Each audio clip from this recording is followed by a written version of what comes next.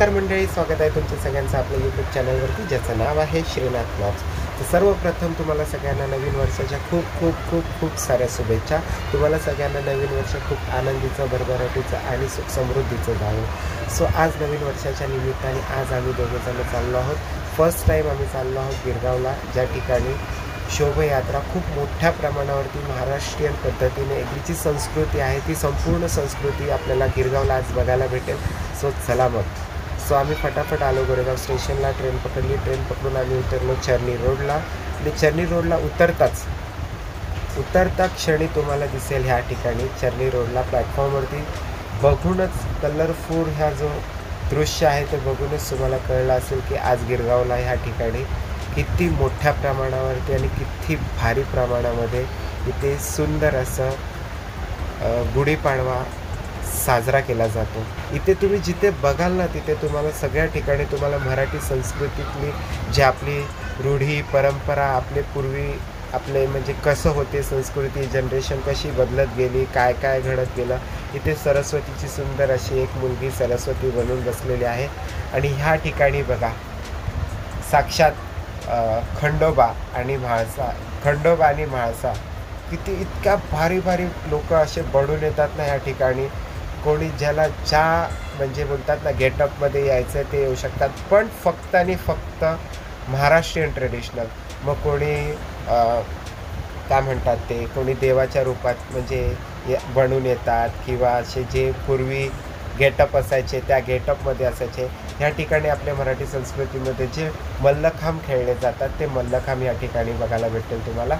तर हे सगळे असे मोठे मोठे ट्रक्स, लॉरी, जे ओपन लॉरी असतात ना त्या सजवून अशा त्याच्यामध्ये आपल्या मराठी संस्कृतीमध्ये जे काय आहे त्या सगळ्या गोष्टी इथे आपल्याला ते लोक एका म्हणजे प्रयोगामधून या असं प्रदर्शनातून आपल्याला दाखवून देतात की आपली मराठी संस्कृती काय आहे.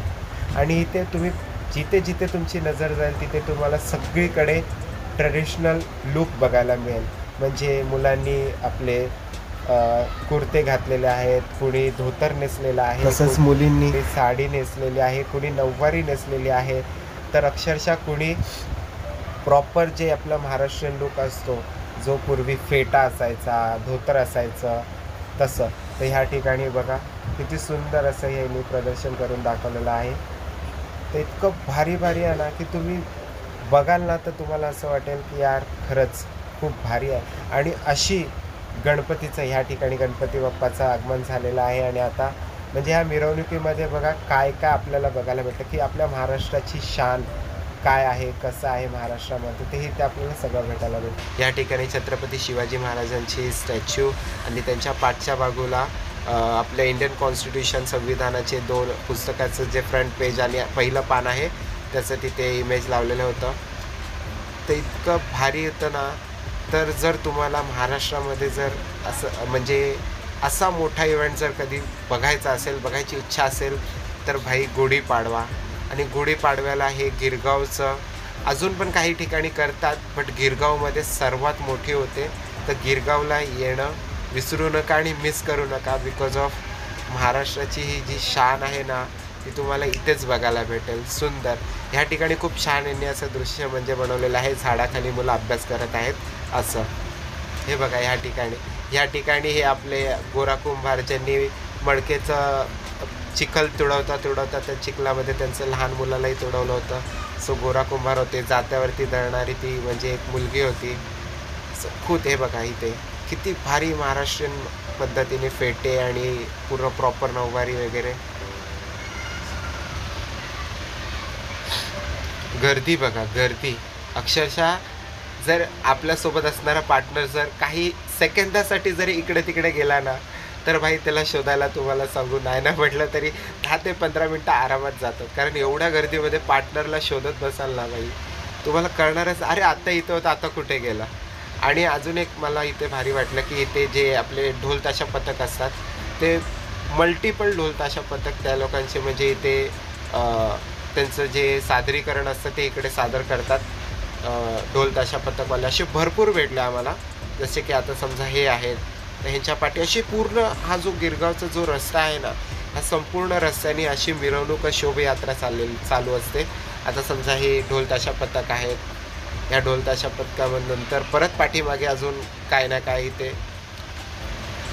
भारी म्हणजे जसं बोलतो ना वाव, हे बघितल्यानंतर यार हे किती भारी आहे. बट त्याच्यानंतर जो सेकंड जे काय येतं ना ते बघून असं वाटतं यार हे तर अजून भारी आहे. असं एक नंबर. तर मला अक्षरशः ही म्हणजे गुढीपाडव्याच्या दिवशी, नवीन वर्षाच्या दिवशी हे जे मला गिरगावला जे बघायला मिळालं ना, मला तर फार अप्रतिम, मला तर खूप आवडलं आहे. आणि हे तर बघा कसलं भारी आहे. पृथ्वी बनवली आहे, पृथ्वीवरती फक्त 1 इंचाचा गणपती आहे, 1 इंचाचा. आणि इथे लहान लहान मुलंसुद्धा अक्षरशः ट्रेडिशनल लुकमध्ये आलेले आहेत. सो बघा इथे हे लहान बाळ किती छान नाचत आहे नऊवारी साडीमध्ये. तर शोभायात्रा आणि जी मिरवणूक खरी महाराष्ट्राची आपली जी काय असते ना, तीही मला गुढीपाडव्याच्या इथे बघायला मिळाली. नंतर थोड्या वेळाने आम्हाला इथे पुढे एक ढोलताशा पथक मिळालं. त्यांनी इतकं सुंदर असं सादरीकरण केलं आहे ना भाई, तुम्ही तर बघा, स्किप करू नका.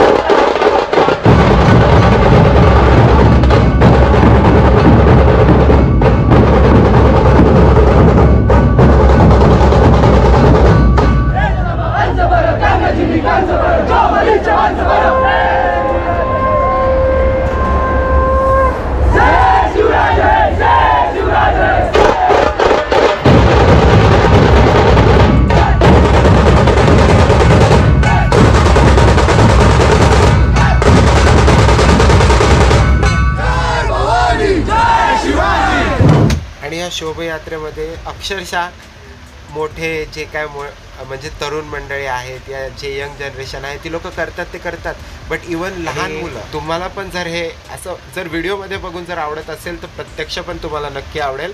तर नेक्स्ट इयर गुढीपाडव्याच्या दिवशी गिरगावला या आणि बघा की गिरगावची शोभायात्रा काय असते, कशी असते ते.